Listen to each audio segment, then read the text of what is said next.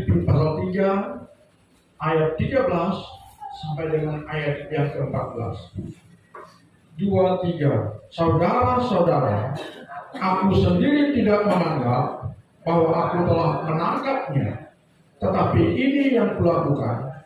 Aku melupakan apa yang telah di belakangku dan mengarahkan diri kepada apa yang di hadapanku, dan berlari-lari kepada tujuan untuk memperoleh hadiah, yaitu panggilan surgawi dari Allah dalam Kristus Yesus. Berdasarkan ayat yang kita baca tadi, bahwa kita harus melupakan apa yang telah di belakang kita dan mengarahkan diri kepada apa yang ada di depan kita.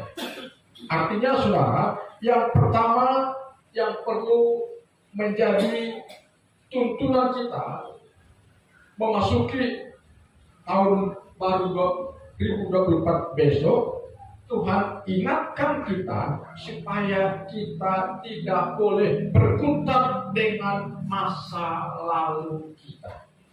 Aku melupakan apa yang telah di belakang.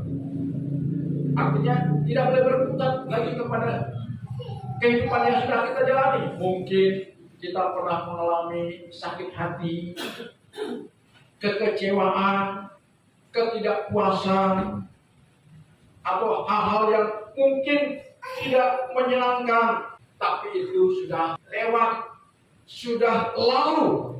Itulah sebabnya Alkitab mengingatkan kita supaya kita melupakan apa yang telah kita lewati, supaya kita menjadi pribadi yang maksimal di hari yang akan kita hadapi. Sebab kalau kita tidak memiliki tekad untuk menjadi pribadi yang maksimal, maka dikhawatirkan hidup kita di tahun 2024 tidak ada bedanya dengan kehidupan kita di tahun 2023 yang telah kita jalani. Karena itu, jika kita ingin melihat, mengalami hal-hal yang besar, hal-hal yang dasar di tahun 2024, maka kita tidak boleh berkutat dengan masa lalu kita, supaya kita menjadi pribadi yang maksimal. Sebab dengan menjadi pribadi yang maksimal, maka ada banyak hal-hal yang akan kita raih di sepanjang tahun 2024. Mungkin kita berpikir, aku ini orang biasa, aku ini tidak punya keahlian, aku ini tidak punya kecakapan, aku ini tidak punya modal, aku ini tidak punya kemampuan. Tetapi kalau kita memiliki pikir yang optimis, percaya ya, bahwa dengan Tuhan tidak ada yang mustahil. Demikian kata Tuhan. Karena itu, mari hari ini kita bertekad, aku mau menjadi pribadi yang maksimal di tahun 2024, supaya aku mengalami breakthrough, terobosan, perubahan. Aku tidak ingin sama lagi dengan tahun kemarin. Aku ingin tampil beda di tahun 2024. Jadi kalau kita ingin tampil beda, tidak sama dengan tahun kemarin, maka ingat, jangan berkutat dengan masa lalu kita. Lupakan masa lalu yang mungkin bisa mengintimidasi kita, membuat hidup kita menjadi mati. Ya, itu yang membuat hidup kita tidak berubah, saudara. Karena itu, mari pesan pertama yang Tuhan sampaikan kepada kita di penghujung tahun dan menyambut tahun baru 2024 adalah jangan berkutat dengan masa lalu. Mungkin kita pasal tahun 2023, mungkin kita mengalami pencapaian yang sangat mahir. tapi itu kita jadikan sebagai sebuah story saja. Jangan menjadi kebanggaan. Atau kita mengalami kegagalan, bahkan kita sampai ke titik nol, tapi itu jangan sampai mengintimidasi kita. Ini hal yang menakutkan. Percayalah saudara, tahun 2024 ada banyak hal yang akan Tuhan kerjakan dalam diri kita dengan satu tekad, jika kita mau menjadi pribadi yang palsu. Jadi kita harus membuat resolusi dalam hidup kita. Apa itu resolusi? Keputusan, tekad yang bulat untuk merubah diri, untuk mencapai sesuatu yang kita inginkan, supaya kita benar-benar menggapai apa yang menjadi impian kita di tahun 2020. Kemudian hal yang kedua yang juga harus kita perhatikan, yaitu kita harus mengarahkan diri kepada apa yang di hadapan kita. Apa artinya mengarahkan diri? Mengarahkan diri, mengasah diri, sama dengan kita terus mengupdate diri, sama seperti kita punya gadget, ya, punya HP. Kan kita sering update HP kita kan. Update diri artinya kita terus memperbaharui diri kita. Pola pikir kita jangan terlalu kita bawa kepada masa lalu, tapi kita harus perbaharui pikiran kita. Update diri sesuai dengan perkembangan zaman. Kita harus update diri, membuka diri. Tapi tidak cukup kalau hanya kita mengupdate diri, tapi juga kita harus mengupgrade diri kita. Mengupgrade diri ini ya sama dengan kita mengasah diri, belajar dan belajar. Tidak ada cara lain untuk kita bisa tampil beda dalam menjalani hidup ini selain update diri, memperbaharui diri, mengupgrade diri, dan terus memiliki sebuah tekad, ya, semangat yang dalam bahasa kerennya move on, ya, semangat, gairah, ya. Tanpa ada semangat, tanpa ada gairah, walaupun saudara punya modal dasar dalam hidup saudara, tapi kalau saudara tidak move on, tidak bergairah, tidak bersemangat, loyo terus, maka saudara tidak akan menjadi apa-apa seperti yang saudara inginkan. Ya, ingat, siapapun kita, kakek-kakek, nenek, mama-mama, apalagi anak muda yang masih usia produktif, mari asah diri kita. Amin. Upgrade diri kita, update diri kita, dan terus bergairah, bersemangat, jangan putus asa. Ya, itu yang Tuhan mau. Sebab tahun 2024 ada banyak hal yang mungkin bisa menghadang kita. Kita tidak tahu bagaimana situasi dunia di tahun 2020. Dengan kita mengupdate diri, mengupgrade diri, move on, maka kita bisa tentukan target untuk mencapai goal di tahun 2024. Ya. Mengakhiri tahun 2023, menyambut dan menjalani tahun 2024, kita harus tentukan target untuk mencapai goal kehidupan. Ingat, jangan menjalani hidup yang mengalir terus. Mengalir saja. Kita harus tahu tujuan mengalir kemana. Seperti sungai, dia juga punya goal. Goal mengalirnya kemana?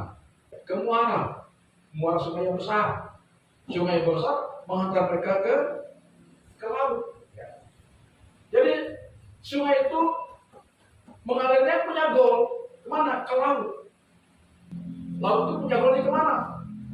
Pertanyaan lagi, ini para mahasiswa pasti bisa jawab.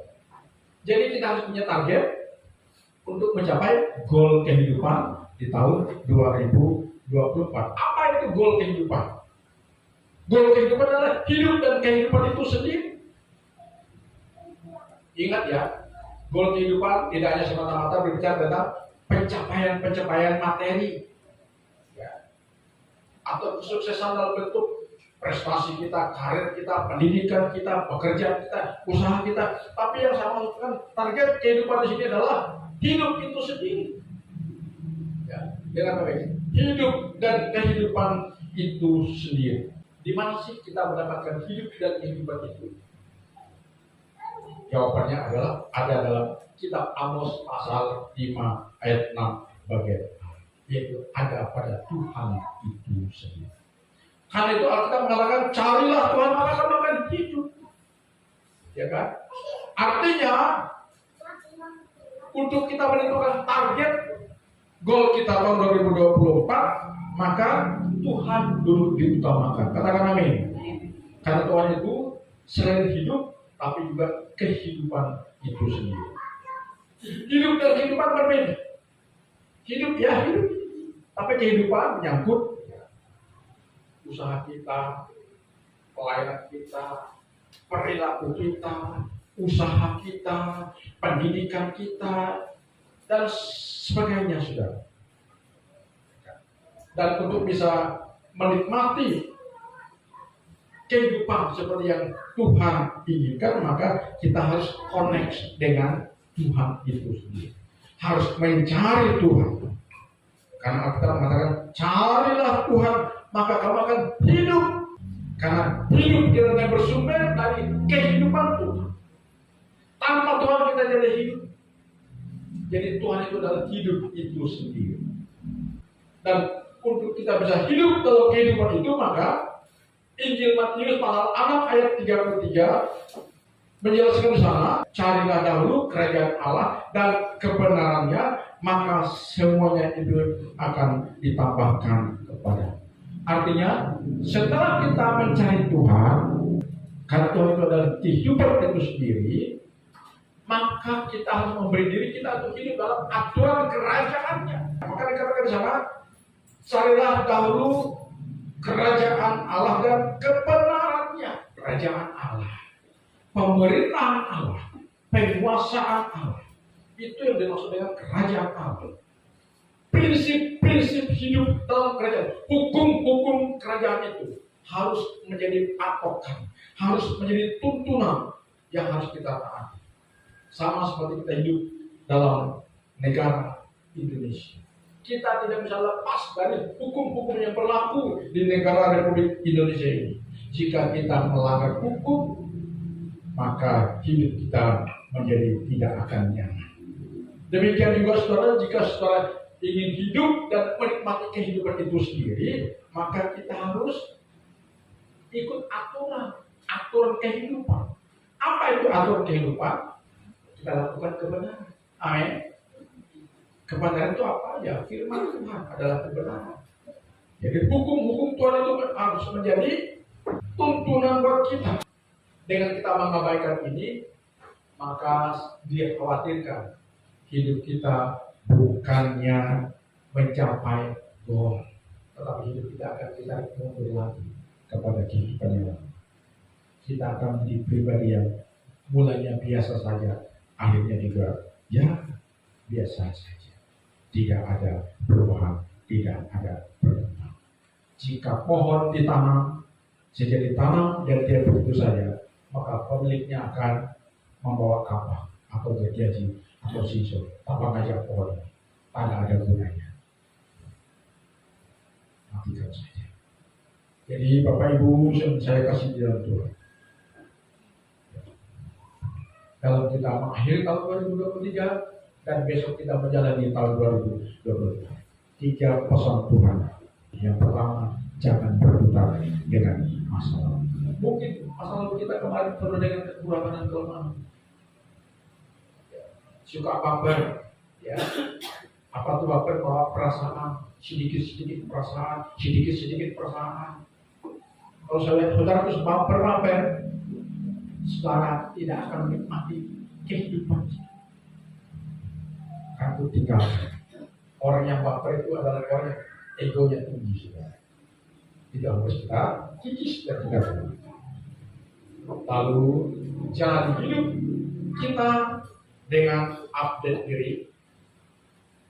diri, terus bersemangat, ya, bergairah, dan tentukan target untuk capai goal kita.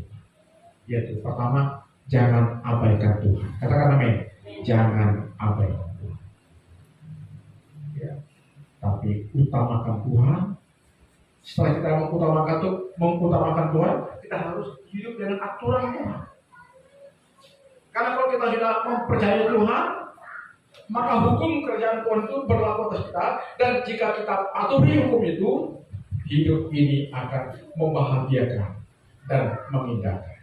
Dan percayalah seperti yang Matius katakan dalam Injilnya di pasal 6 ayat 33, carilah dahulu kerajaan Allah dan kebenarannya, maka semuanya itu akan ditambahkan kepada kita. Ada banyak hal yang akan Tuhan tambahkan kepada kita di tahun 2022. Semakin bertambah rasa sukacitanya, semakin bertambah rasa kebahagiaannya, semakin bertambah rasa ketenangannya, semakin bertambah rasa gairah hidup, semakin bertambah rezeki, berkat, peluang-peluang